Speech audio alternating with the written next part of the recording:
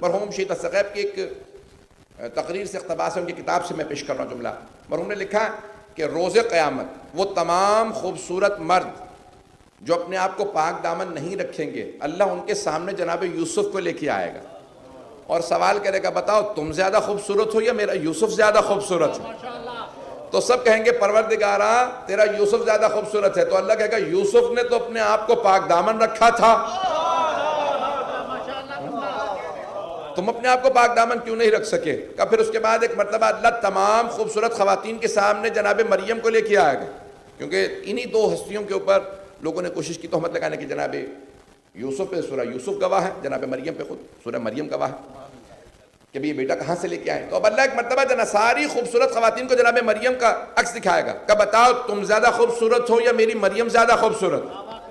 ساری خواتین کہیں گی پروردگارا تیری مریم زیادہ خوبصورت ہے۔ اللہ کہے گا بھئی مریم نے تو اپنے آپ کو پاک دامن رکھا تھا، پھر تم اپنے آپ کو پاک دامن کیوں نہیں رکھ سکی؟ تبلیغی جملے کے اوپر مجھے پتا ہے کہ داد نہیں ملتی ہے، لیکن میں پھر بھی پیش کرنا ضروری سمجھتا تھا۔ عزیزان گرامی، جن جن پہلوؤں سے دیکھیں گے کہ آپ کو آل محمد منفرد نظر آئیں گے، جو جملہ ہے جناب سید الشہداء کا میں نے پورا نہیں پیش کیا تھا، اس کو غور سے سنیے گا۔ اس سے پہلے کہ میں اسے پیش کروں، علامہ محمد باقر مجلسی کی کتاب ہے عین الحیات، اردو میں نسیم امروہوی صاحب مرحوم نے ترجمہ کیا ہے روح الحیات کے نام سے۔ اردو بہت پیاری ہے کتاب کی، آپ کو پڑھنے کا جی کرے گا، آپ کو لگے گا نہیں کہ مذہبی کتاب ہے، جیسے آپ ایک ناول پڑھ رہے ہیں۔ بہت پیارے انداز سے انہوں نے ترجمہ کیا ہے، بہت پیارا ترجمہ، اور اخلاقیات پہ رسول اسلام کی جو وصیت ہے حضرت ابو ذر غفاری کو، اس کا جو انہوں نے کامنٹری تشریح کی ہے علامہ مجلسی نے، اس کا اردو ترجمہ ہے۔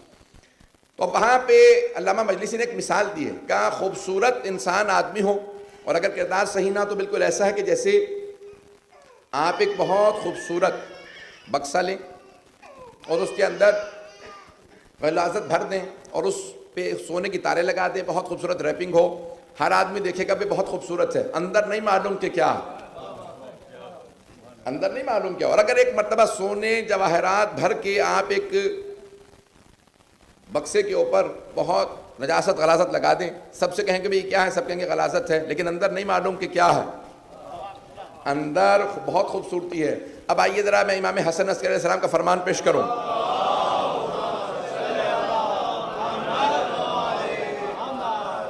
آپ فرماتے ہیں ساری دنیا تمہاری تعریف کرتی رہے اور تمہارے ہاتھ میں خاک ہو، سب کہہ رہے ہو سونا ہے، کبھی لوگوں کے کہنے پہ خوش نہ ہونا کہ ہاتھ میں سونا ہے، تمہیں خود تو معلوم ہے خاک ہے۔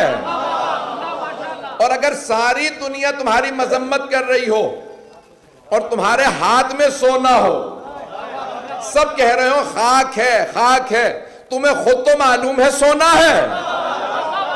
لوگوں کے مذمت کرنے سے دل برداشتہ نہ ہونا، مہم یہ نہیں کہ لوگ کیا کہہ رہے ہیں، مہم یہ ہے تمہیں اپنے متعلق کیا پتا ہے۔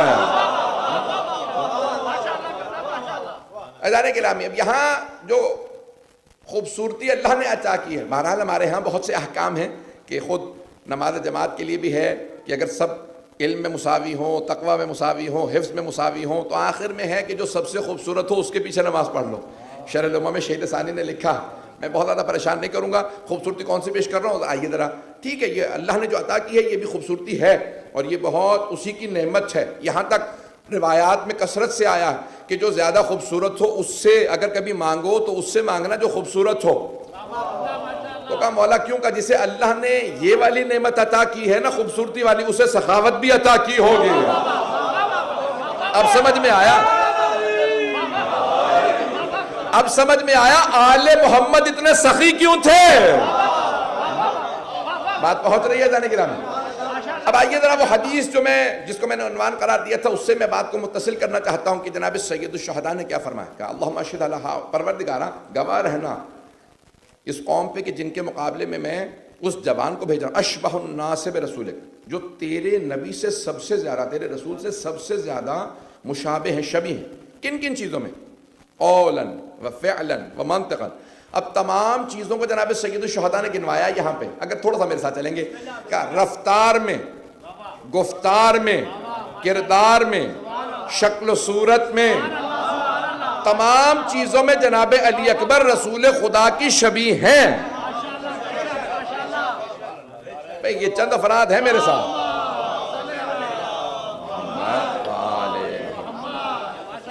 بھئی ایک خاص پہلو کی طرف اشارہ کرنا چاہ رہا ہوں. مجھے نہیں معلوم کہ کتنے افراد پہنچ گئے ہیں. میں چاہتا ہوں کہ تمام افراد پہنچ جائیں.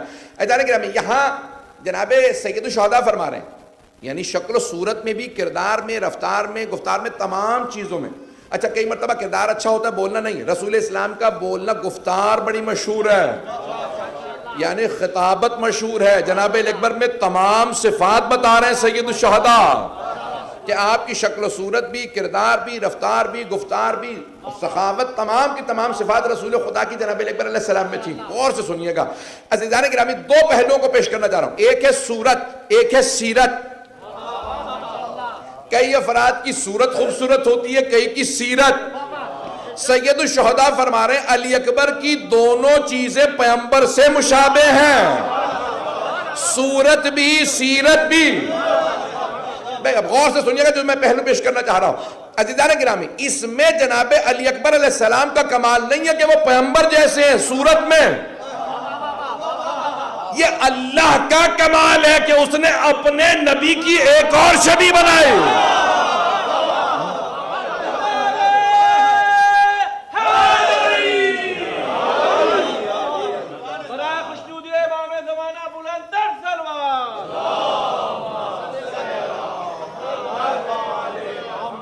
اور فرمائے جانے گرامی، اس میں جناب علی اکبر علیہ السلام کا کمال نہیں، اللہ کا کمال ہے کہ اس نے اپنے نبی کی ایک اور شبیہ بنائی، اور وہ بھی حسین کو عطا کی.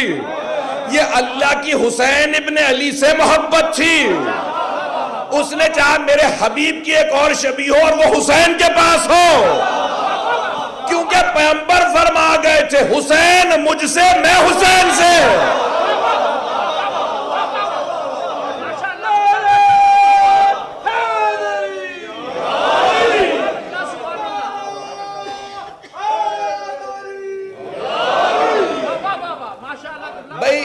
ہر نواسہ نانا سے ہوتا ہے، ہر بیٹا باپ سے ہوتا ہے، ہر بیٹی باپ سے. توجہ، ہر پوتا نواسہ دادا سے، نانا سے. یہ نانا نواسے سے کیسے ہوتے ہیں؟ ایک پہلو پیش کر رہا ہوں، شاید آپ کو دل کو لگے مجھے ابھی پہلی حدیث میں نے مکمل نہیں کی، لیکن یہ بیچ میں روک کے جملہ پیش کر رہا ہوں. عزیزان گرامی، پیغمبر فرمانے الحسین منی وانا من الحسین، حسین مجھ سے، میں حسین سے. پیغمبر یہ فرما رہے ہیں کربلا تک حسین مجھ سے ہے، کربلا کے بعد میں حسین سے ہوں.